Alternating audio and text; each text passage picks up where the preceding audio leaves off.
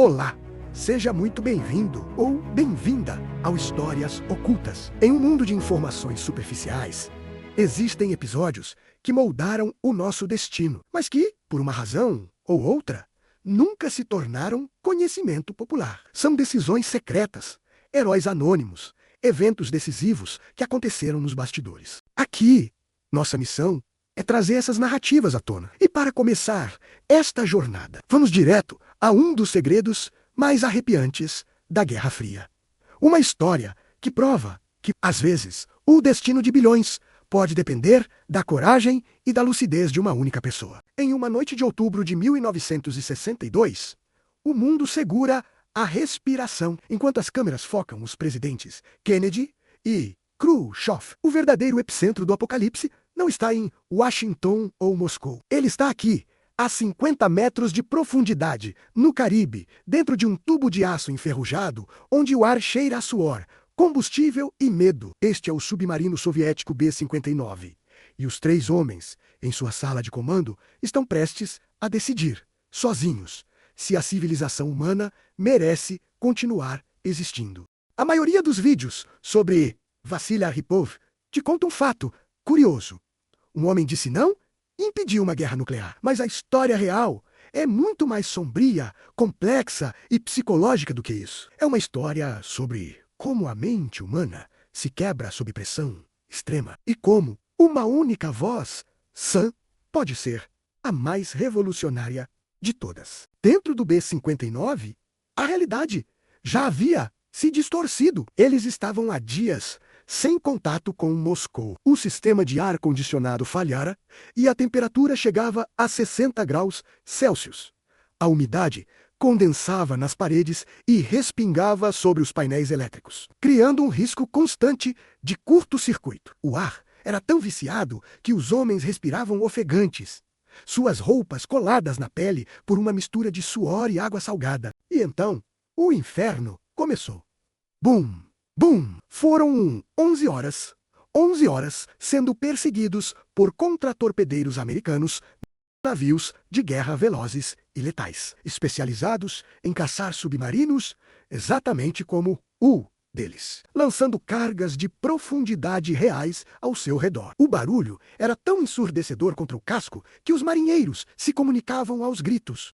Para a tripulação, aquilo não era um aviso, era o som da Terceira Guerra Mundial. Eles estavam convencidos de que o conflito nuclear já tinha começado na superfície. É neste momento que encontramos os 3 homens no comando. Não era um homem, eram 3. Valentin Savitsky, um comandante experiente, mas agora um homem à beira do colapso. A fadiga, o calor e a certeza da morte iminente o haviam consumido. Ivan Maslenikov, oficial político, a voz do partido a bordo. Sua função era garantir a lealdade ideológica em sua mente. Em uma guerra, a retaliação era um dever. E Vassili Arhipov, capitão da flotilha, um posto superior, mas não o comandante direto daquele submarino. Ele estava lá, por acaso, e esse acaso salvaria a todos. A regra para lançar o torpedo nuclear T-5 era clara e aterradora.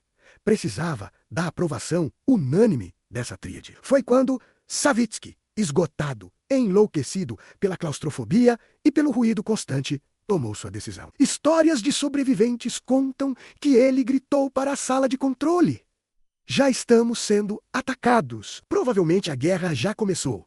Vamos detonar o torpedo agora. Vamos afundá-los.